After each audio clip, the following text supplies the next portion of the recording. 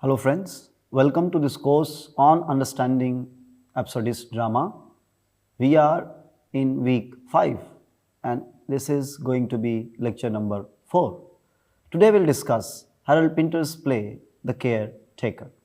The Caretaker is a 3-act play by Harold Pinter which premiered in the year 1960 at the Arts Club Theatre, London. The play centers around 3 characters: Aston, a quiet and kind, compassionate man; Davis, a homeless tramp; and Mick, Aston's sharp but unpredictable brother. Aston has rescued Davis, an old tramp, and brought him home.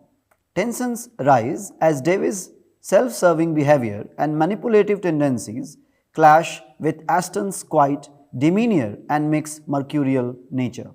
Each character in the play has his own vulnerabilities. Aston suffers from his past. He has been given electric shock therapy. Davis is a homeless tramp who has not been able to find out a safe and secure place for himself. And Mick, a successful businessman who tries to control his environment. The play is about a psychological tug of war between these 3 characters and emerges as a dramatized story about power, innocence, dependency, loyalty, and so on. The play ends with Davis being exiled by Aston and Mick both, and once again Davis has become a homeless tramp pleading for their mercy. Michael Bellington, in his famous work on Harold Pinter, called this play a specific play about 3 individuals and about the idea of a room as a temporary sanctuary from the outside world. But it is also a play about domestic nature of power and about the shifting alliances we form as part of our survival tactic, about the pipe dreams and protective illusions that sustain us from one day to the next, and about the way we use language as a weapon of domination, evasion, or tactical negotiation.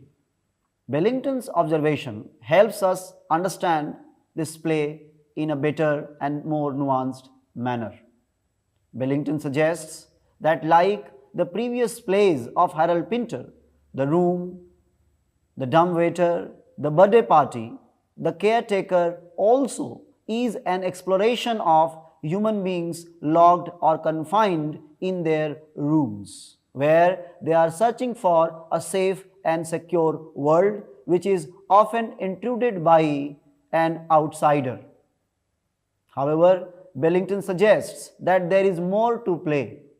It is also about survival of human beings and how ordinary human beings in their ordinary human lives shift their personal and political alliances so that they are treated well.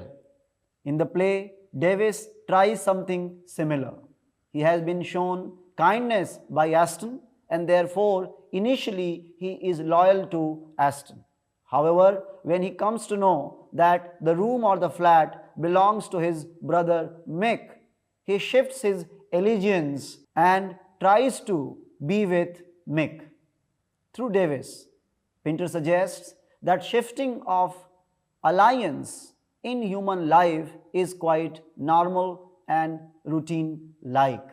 Most of us, keeping in view our own interest, shifts our friendships, our relationships, and we value human beings more often not on the basis of what they are, but on the basis of that which they have to offer to us. Bellington also suggests that this play is about illusions that human beings have. Davis has an illusion that he will go to Sidcup and bring his identity proof. Although in the play he is unable to go and thereby this illusion persists with him. Aston wants to build a shed out in the garden. That is his illusion. Mick wants his flat to be decorated, and he considers that his brother is a number one decorator. However, we know that in place of decorating the room, Aston has filled the flat with junks. So, all these characters have their own illusions and the consequent vulnerabilities. Most importantly, Bellington suggests that the play is about language use, how human beings use language not to reveal the truth of their heart or the truth of their soul, but to deceive others and themselves. For human beings, language becomes a tool of domination, a tool of evasion, or a tool of tactical negotiation, Bellington suggests. Now, let us focus briefly on some important excerpts from the play to understand what this play is all about. When the play starts, we know that Davis has been brought home by Aston out of his kindness. Davis was being beaten and therefore rescued by Aston. Describing himself, Davis says, "All them toe rags, mate, got the manners of pigs. I might have been on the road a few years, but you can take it from me, I'm clean. I keep myself up. That's why I left my wife fortnight after I married her. No, not so much as that, no more than a week. I took the lead of a saucepan. You know what was in it? A pile of her underclothing unwashed. The pan for vegetables it was, the vegetable pan. That's when I left her and I have not seen her since." He says, "I have eaten my dinner off the best of plates, but I am not young anymore. I remember the days I was as handy as any of them. They did not take any liberties with me, but I have not been so well lately. I have had a few attacks." Did you see what happened with that one?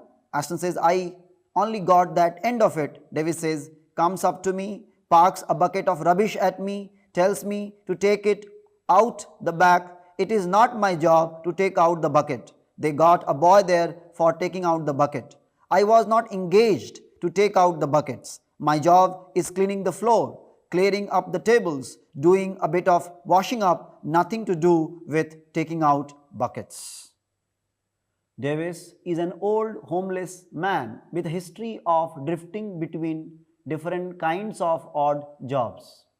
Lately, he has been employed for cleaning the tables, cleaning the floors. However, he was asked by his employer to remove the bucket, which he refused. He says, "It is not my job to take that bucket out. There is another boy for doing that work." Davis often exaggerates his status, claiming he is above menial tasks, and therefore taking out the bucket conflicts with his inflated sense of self-worth.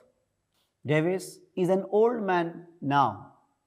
He had left his wife just a week after his marriage. He remembers his old happy days. He says he has eaten from the best of the plates, but now his life is about to end. He is perhaps unhappy and sad in his mind about this unhappy state of affairs and humiliation that Davis is currently subjected to.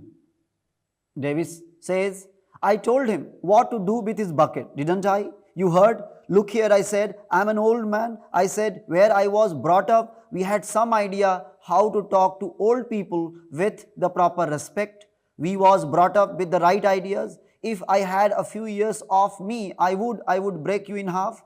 That was after the governor gave me the bullet. Making too much commotion," he says. "Commotion me, look here, I said to him, or I got my rights.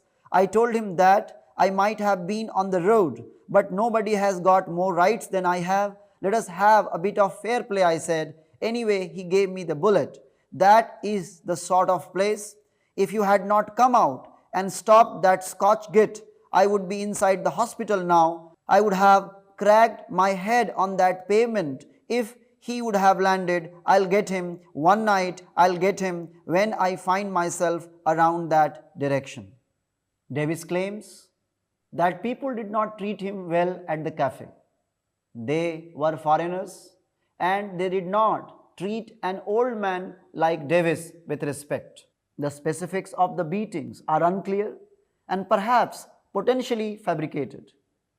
Davis's inconsistent and self-serving storytelling raises doubts about whether the incident happened as he describes it or there was something more to the story that he was telling. Given his argumentative and abrasive nature, it is possible he provoked someone into violence. We also read in the play that Davis often displays xenophobia, arrogance, and an inability to get along with others. However, the incident mirrors his rootless existence, highlighting his perpetual vulnerability as a homeless drifter who struggles to establish stable and solid relationships with other human beings. Davis is thankful to Aston that Aston rescued him and brought him to his flat. But why did Aston rescue this homeless old tramp?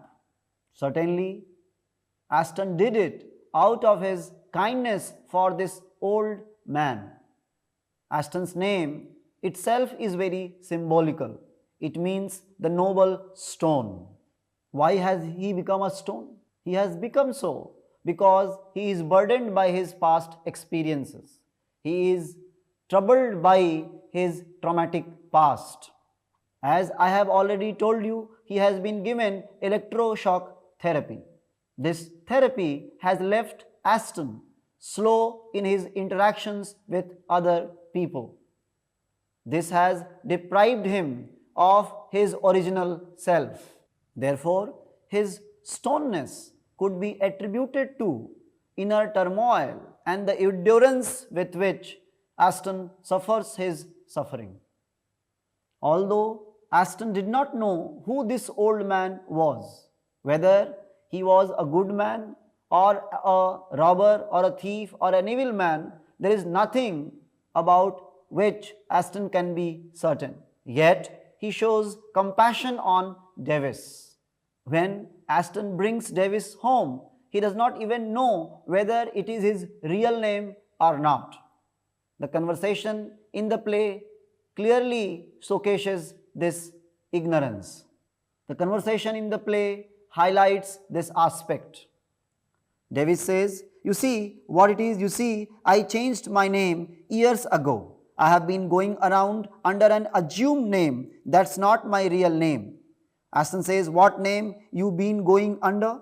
Davis says, "Jenkins, Bernard Jenkins, that's my name. That's the name I am known anyway, but it is no good me going on with that name. I got no rights. I got an insurance card here under the name of Jenkins." So, Davis claims that Davis is not his real name. He calls himself Bernard Jenkins. Now, what this change of name suggests? It suggests that Davis may be running away from some past misdeed, some sin that he might have performed in the past. Davis's name changing reinforces the play's themes of mistrust and deceit. It highlights the impossibility of knowing or fully trusting others, a recurrent element in Pinter's works. You would remember that in the play The Room, Rose also had another name. It was Sal. Why did she change her name? In the play The Birthday Party, Goldberg and McCann also accuse Stanley of changing his name. Characters in Pinter's plays often change their names and in the process their identities. Thereby, these characters reflect deeper anxieties about identity, selfhood, power and survival. Names in Pinter's plays often symbolize the characters' identities. Changing a name can signify an attempt to escape the past, assume a new role or adapt to a threatening world. Changing names may also signify disconnection from a stable identity or community. For characters like Davis in the play, the caretaker altering their names is a pragmatic strategy for survival. It allows them to obscure their vulnerabilities or adapt to ever changing, often hostile environments. Feeling pity on Davis, Aston offers him a job, the job of the caretaker. Aston says, "You could be caretaker here if you liked." What? You could look after the place if you liked, the stairs and the landing, the front steps, keep an eye on it, polish the bells. I will be fixing a few down by the front door, brass, caretaking, yeah, yes. Well, I never done caretaking before, I mean to say I never. What I mean to say is I never been a caretaker before. And there is a pause. Aston says, how do you feel about being one then? Well, I reckon, I would have to know, what sort, yes, what sort of, well, I mean, I would have to. Aston offers Davis to be the caretaker of his flat. His offer is out of kindness and compassion. Since Aston himself has been a victim of societal oppression, he sympathizes with Davis, whom he considers a similar sufferer. By helping Davis, Aston thinks he would be able to make him his companion in this bleak and indifferent world. The caretaker role symbolizes a shift in power dynamics. Initially dependent on Aston for shelter and survival, Davis views this offer as an opportunity to assert dominance, eventually trying to manipulate Aston. Although Davis himself says that he has never been a caretaker, Aston asks him to give a try. Aston also provides him with a second key of his flat. After Aston goes out for some work, his brother Mick enters the room. At that moment, the old tramp is alone there. Initially, Mick is surprised and shocked to find out a stranger into his room. Yet, they have a conversation. Let us examine their conversation to find out what kind of a person Mick is and how do Davis and Mick develop their bond. Mick says, you remind me of a bloke I bumped into once, just the other side of the Guildford bypass. Davis says, I was brought here. Pardon? I was brought here. Brought here? Who brought you here? Man who lives here, he. Fibber. I was brought here last night, met him in a cafe. I was working. I got the bullet. I was working there. Bloke saved me from a punch-up. Brought me here. Brought me right here. Mick says, I'm afraid you are a born fibber, aren't you? You are speaking to the owner. This is my room. You are standing in my house. When Mick first interacts with Davis, he interacts with him out of curiosity. He wants to know about this stranger. He wants to know about his identity, where from he has come. Although we cannot know anything about Davis, like it happens in other plays of Pinter, where there is very little information given about the background of the characters Pinter is creating. Mick perceives Davis to be a tramp, a subject of both pity and suspicion. Mick expresses contempt for Davis's scruffy appearance and disheveled demeanor. He often refers to Davis in derogatory terms, calling him a bum or a tramp. Mick's attitude reflects his sense of superiority as he comes from a position of greater social stability and a stronger sense of self. Mick is repelled by what Davis represents, a person without direction, a product of failure and abandonment. However, Mick is able to find out the true nature of Davis. He calls Davis a fibber. Fibber is a person who tells trivial, harmless lies.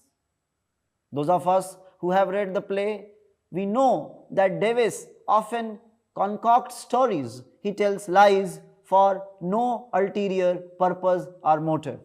This symbolizes the human condition because human beings also tell trivial, harmless lies to each other without knowing why they are telling these lies. Pinter is suggesting that all human beings are perhaps thieves. They are liars who tell trivial, harmless lies to each other, and that's how they pass their time on this earth. As the play progresses, Mick becomes more manipulative. He tests Davis. His questioning of Davis is often cryptic and filled with subtle power plays. Mick is aware of Davis's tendency to fabricate stories and manipulate others, and he seems to enjoy watching Davis squirm, making him a target for Mick's psychological games. Mick is observant and calculating, and he realizes that Davis is weak and vulnerable. He is unlike his brother. Aston has offered Davis the position of caretaker because of his sympathies for the old man. Unlike Aston, Mick has no sympathies. His behavior towards Davis is regulated by power and manipulation. When Davis comes to know that Mick is the owner of the flat, he joins Mick's party, and his relationship with Aston changes. Let us examine this conversation visible on the slide to understand the transformation of Davis. Mick says, like a sandwich, what? Have one of these? Don't you pull anything? No, you are still not understanding me. I cannot help being interested in any friend of my brother's. I mean, you are my brother's friend, aren't you? Well, I would not put it as far as that. Don't you find him friendly? Then, well, I would not say we was all that friends. I mean, he done me no harm, but I would not say he was any particular friend of mine. What is in that sandwich then? Cheese? That will do me. Take one. Thank you, mister. I am sorry to hear my brother is not friendly. So, it seems clear that like all human beings, Davis is selfish. The moment he comes to know that Mick is the owner of the flat, he changes his allegiance. He refuses to consider himself to be a friend of Aston. Although he says Aston has done him no harm, yet he refuses to acknowledge the kindness and compassion Aston has showed on him. Davis is similar to human beings who shift their allegiance when they require something from someone. There is no fixed loyalty. There is no constancy. There is no permanent friendship that human beings forge with each other. Most of the human relationships are based on self-interests. Selfishness of Davis becomes very much evident when he starts complaining about Aston to both Aston and Mick. Davis says, listen, I have lived all my life in the air, boy. You don't have to tell me about air. What I am saying is, there is too much air coming in that window when I am asleep. Aston says, gets very stuffy in here without that window open. Davis says, yes, but listen, you don't know what I am telling you. That bloody rain, man, come right in on my hand, spoils my sleep. I could catch my death of cold with it, with that draught. That's all I am saying. Just shut that window and no one is going to catch any colds. That's all I am saying. And there is a pause. Aston says, I could not sleep in here without that window open. Yes, but what about me? What you got to say about my position? Why don't you sleep the other way round? Davis says, what do you mean? Sleep with your feet to the window. What good would that do? The rain would not come in on your head. No, I could not do that. I could not do that. And there is a pause and Davis says, I mean, I got used to sleeping this way. It is not me has to change. It is that window. You see, it is raining now. Look at it. It is coming down now. Aston had tried to help Davis, the old tramp, but on coming to know that Davis can be offered the position of a caretaker by his brother Mick, who is the real owner of the flat, Davis's behavior changes. Davis starts undermining Aston's authority by making subtle criticism of Aston's decision. He calls Aston's plan to repair the shed a ridiculous idea. He insists that the window of the house should be closed, although he knows that this is causing suffocation for Aston. Davis becomes even more dismissive of Aston's intentions, and ultimately he rejects the offer of being a caretaker given by Aston. By the end of the play, Davis's attitude toward Aston is one of the complete disregard. Davis grows resentful of Aston's kindness.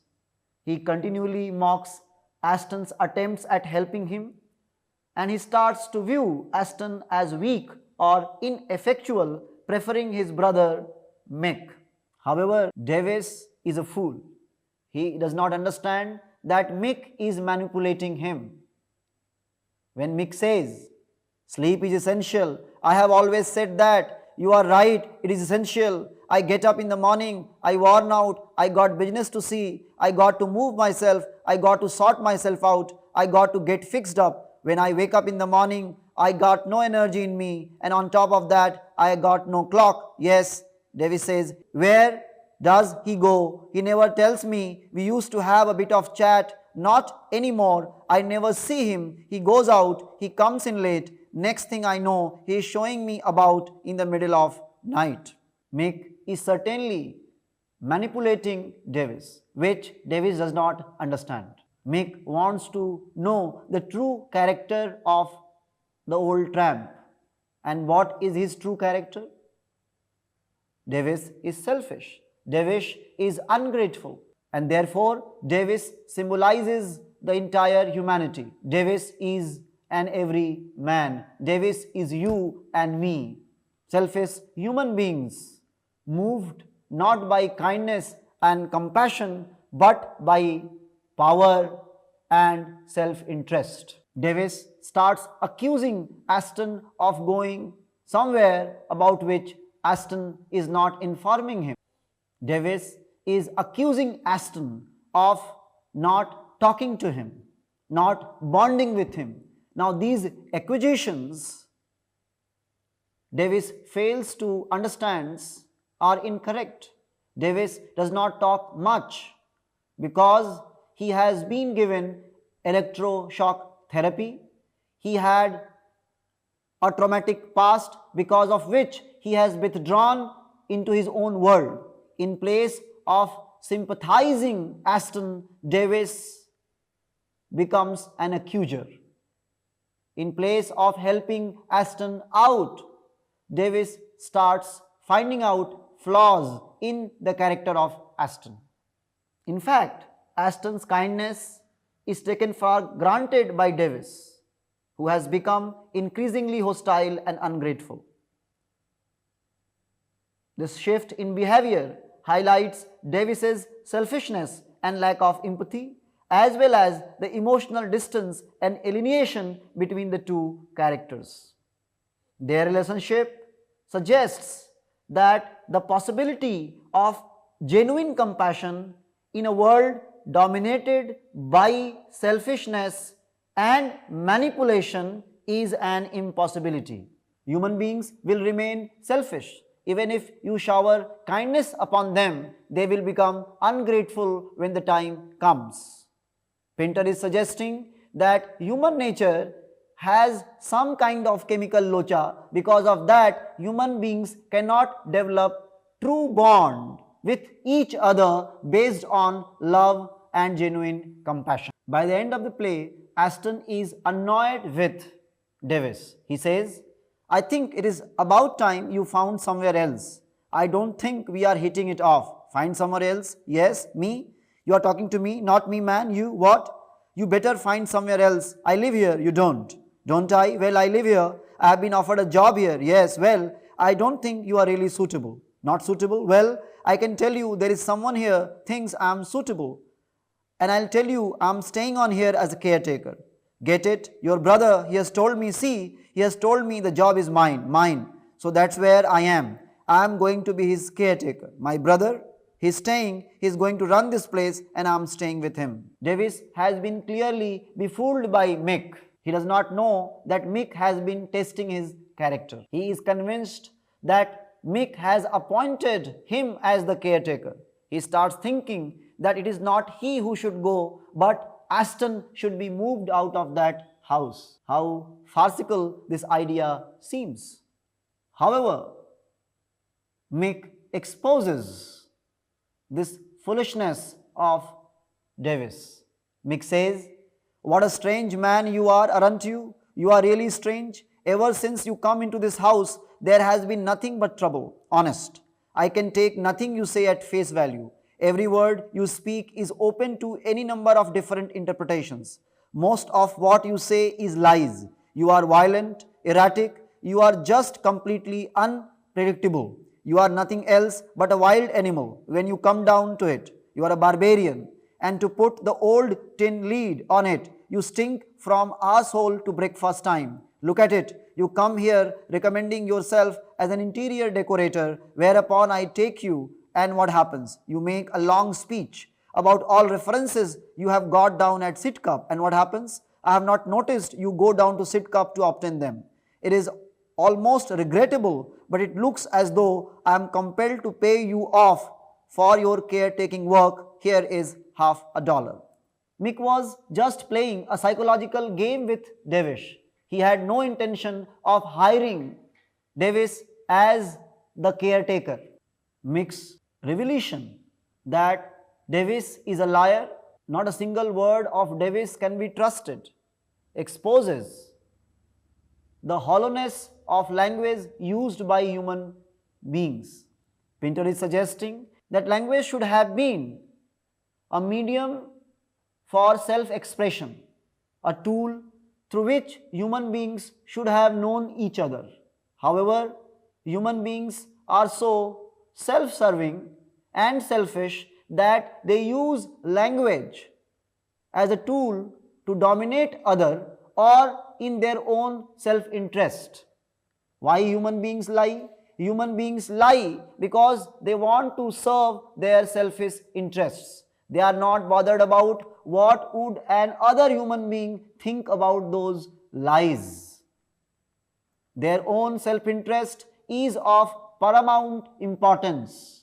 Whether it hurts the other person or not, it does not matter for human beings. In Mick's estimation, Davis is merely an animal, though with language. Mick calls him erratic, barbaric, so on and so forth.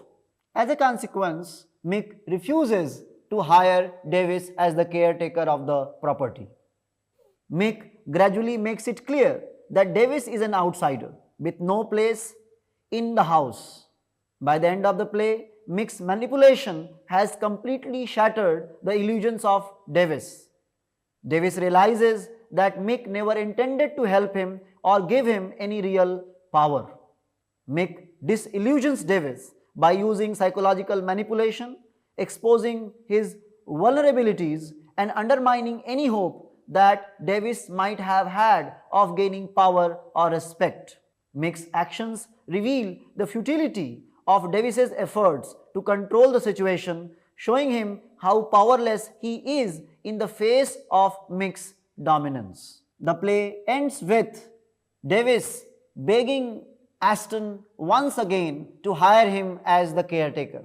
Davis says, "But listen, I'm with you, I'll be here, I'll do it for you, we'll do it together, Christ, we'll change beds. You mean you are throwing me out? You can't do that. Listen man, I don't mind, you see, I don't mind, I'll stay, I don't mind. I'll tell you what, if you don't want to change the beds, we'll keep it as it is. I'll stay in the same bed. Maybe if I can get a stronger piece of sacking like to go over the window, keep out the draught, that will do it. What do you say? We'll keep it as it is." Pause. Aston says, "No." Davis says, "Why not?" Aston says, "You make too much noise." Davis says, but, look, listen here, I mean. Davis is making a desperate request to Aston. He wants to stay inside the flat at any cost. You see how quickly Davis has changed twice. In the beginning, he was good to Aston when Aston was offering him the job of the caretaker. However, when he comes to know that Mick was the owner of the house and he was offering him the job of caretaker, Davis's loyalties change from Aston to Mick. But now when Mick refuses to hire him as the caretaker, as Davis wants to go back with Aston. Don't you think so? Pinter's play reflects selfish tendencies of all human beings. How human beings shift their loyalties, shift their allegiance. They are not true friends to anyone. Perhaps Pinter is suggesting that human beings have only one true friend in their lives. By the end of the play, Aston has nowhere to go. He has been exiled by both Aston and Mick. His exile is symbolical of exile of man on this earth, where human beings struggle to form deeper bonds with each other which they cannot. The play reinforces the broader theme of human isolation. Despite Aston's initial willingness to help, he is unable to truly connect with Davis or offer him the stability he desperately needs because he has discovered the truth, and it is that Davis is a selfish old man. So, what this play is all about? Pinter's words can help us understand what this play is all about. Pinter says, at the end of The Caretaker, there are two people alone in a room. One of them must go in such a way as to produce a sense of complete separation and finality. I thought originally that the play must end with the violent death of one at the hands of the other, but then I realized when I got to the point that characters as they had grown could never act in this way. So it is obvious that like other plays of Pinter, this play is also about human beings confined to their rooms, trying to protect themselves from the intrusion of the outside world. Pinter's play delves deeper into the exploration of human nature and suggests that human beings are often driven by self-interest. Kenneth Tyan in The Observer floated the possibility that two brothers may be bifurcated halves of schizoid personality, or that Mick may stand for superego, Aston for the ego, and the tramp for the id. Martin Esslin, while acknowledging the play's solid foundations in reality, intriguingly suggests that Davis may be the father figure whom the two sons are forced to expel and reject. Terence Rattigan, on the first seeing the play, suggested to Pinter that three characters represented God the Father, God the Son, and God the Holy Ghost. Pinter, as always, listened politely. Billington's remark is very useful to understand the meaning of the play. In psychoanalytical terms, Aston, Mick, and Davis could be represented as ego, superego, and the id respectively. Davis might represent id, the primal human desires, reflecting the original nature of man, marked by instincts and impulses. Mick may represent superego, how society is created on the basis of suppression of id. And of course, Aston represents ego, conflicted between two poles of id and superego. The play could also be read as a religious allegory, indicating how human beings were exiled on this earth as a consequence of the conflict between God and Satan. There is also a possibility that expulsion of Davis at the end of the play symbolizes the rejection of the father figure by two sons. The caretaker showcases the complexities of human nature, where kindness and cruelty, vulnerability and manipulation coexist. The setting of the play is symbolic of the character's emotional and psychological states. It is a space that is both a refuge and a prison, a place where each character is trapped by their own limitations and desires. The cluttered, unkempt space filled with junks reflects the chaos in their lives, and the idea of caretaking within this environment becomes an impossible task, symbolizing the futility of trying to care for others in a world where real connection is elusive. The play concludes with an absurdist understanding. It suggests that human search for a deeper bond with another human being is an impossibility, because this world is driven more by power, by cruelty, by violence, by manipulation than by love, kindness and compassion. Although human beings desire for both compassion and control, their desire is meaningless in the face of absurdity of life. That's all for today, friends. We'll meet in the next class.